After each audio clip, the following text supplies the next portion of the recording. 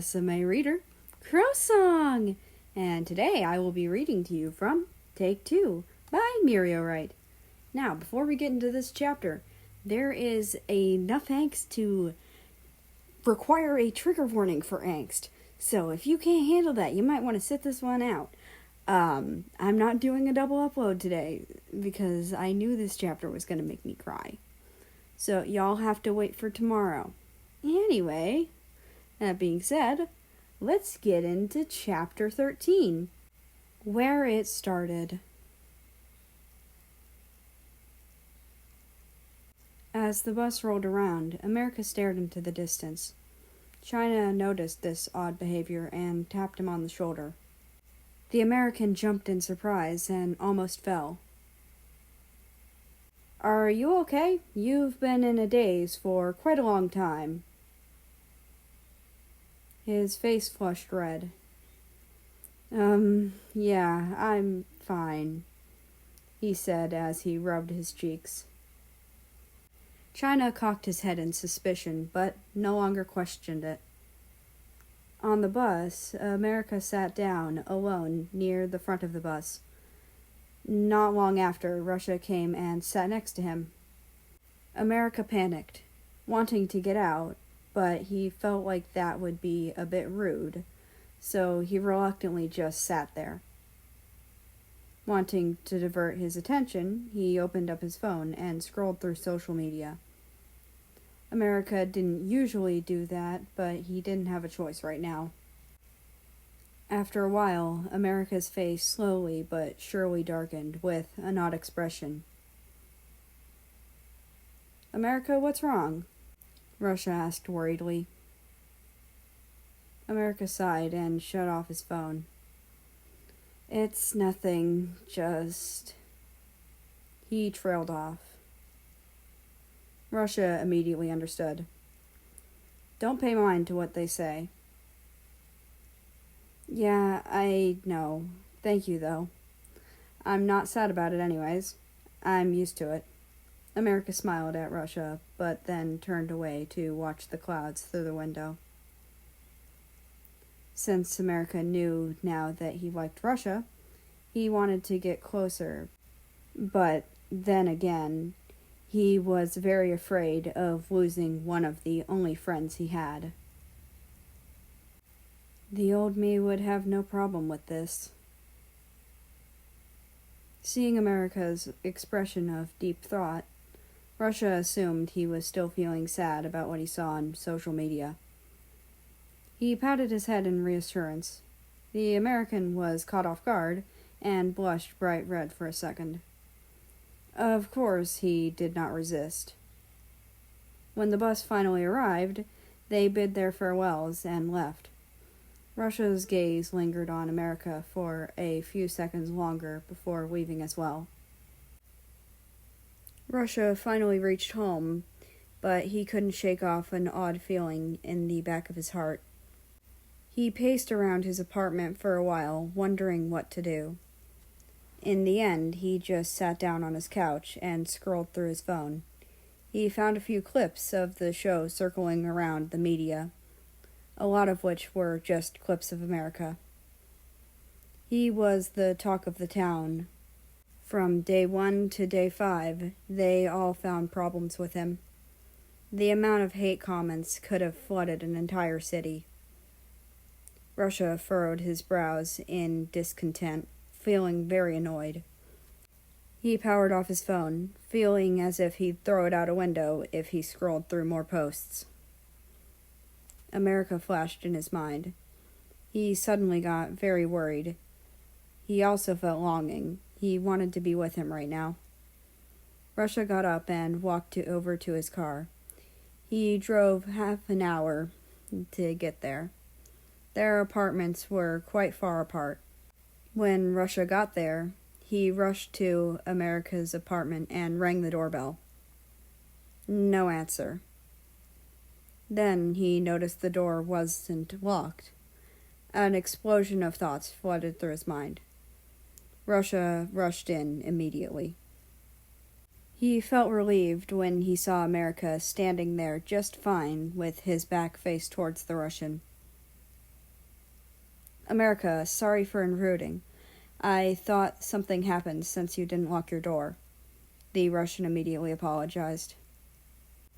Then America turned around, with tears streaming down his face. Russia felt a jolt and rushed towards him. What happened? Are you okay? He placed both hands on the shorter male's shoulders.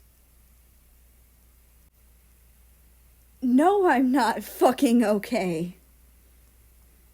Russia noticed the phone on the floor with a crack on its screen. It was ringing nonstop. America walked up and buried his head in the crook of the taller male's neck, sobbing uncontrollably.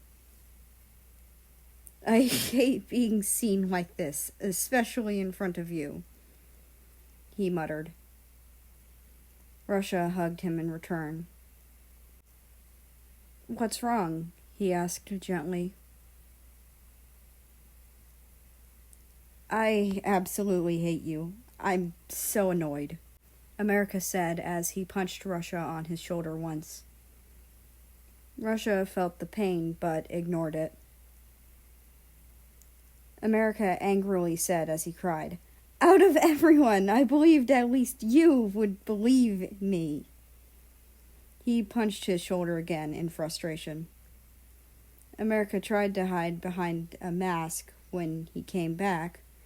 He said he was used to the hateful words people said to him, which was true.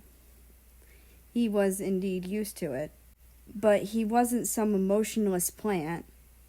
Deep inside, it still hurt a lot. All the emotions of hatred, frustration, and much more. They were all bottled up until he couldn't take it anymore, and everything spilled out all at once. America's shoulders were shaky. I thought you would be there for me. Why did you have to say that? I really did believe. He punched his shoulder again. This time his hands trembled, and Russia could feel it. I'm sorry, Russia apologized. His voice cracked a little as he said so. His hands gripped the shorter male tighter.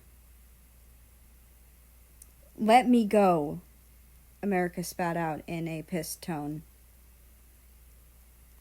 I'm not letting you go, he replied firmly without hesitation. America trembled in anger and sadness. You doubted me that time. What's with the change of behavior, huh? Russia took a shaky breath. I won't doubt you anymore. I'll be right here whenever you need me. You can scorn me or throw me away. I don't care. But I'll always be here for you, he continued. I'm sorry for doubting you. I know you'd never do something like that. You'd never assault or blackmail anyone. I believe in you. America's voice became no louder than a whisper, and he continued punching in an attempt to calm down from his frustration. I really, really hate you. His mind was muddled and foggy, and he couldn't think straight. The entire time, Russia stood there and reassured him. Even with the pain in his left shoulder, he stood there firmly with his head hung low and his hands around the shorter male. Only quiet sobs could be heard now. Russia sighed, tenderness pooled in his eyes as he spoke. Can we take two? I promise I'll clear your name, and I promise I'll be a better friend. His voice sounded uneasy when he said friend, but America wasn't thinking properly now anyways. America quietly muttered, breaking the silence. Do you remember when we first met? A bright, handsome youth sat there chatting with his friends. His identical bright blue eyes lit up in the darkness of the room. Despite the flashing neon lights, It was like he was in the spotlight. America, look over there. I heard he's a new rising star actor. Almost the same age as you, and also very good. China pointed at someone.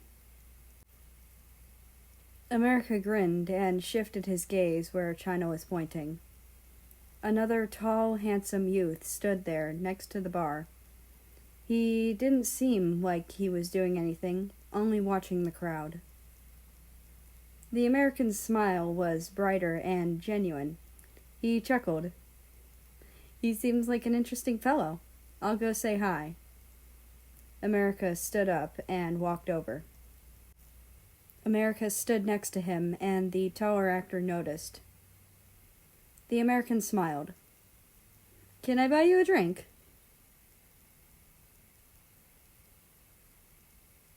And that's the end of this chapter. I hope you've enjoyed. There was some angst in there, but the ending did bring you back to something else. So, I am hoping that'll be enough, and that's why I'm not doing a double upload. Anyway, that being said, I'd like to invite you to join the Discord, which is linked down in the description below. And I hope you have a nice rest of your day, night, or whatever it is for you. Just enjoy your time. And I will see you tomorrow.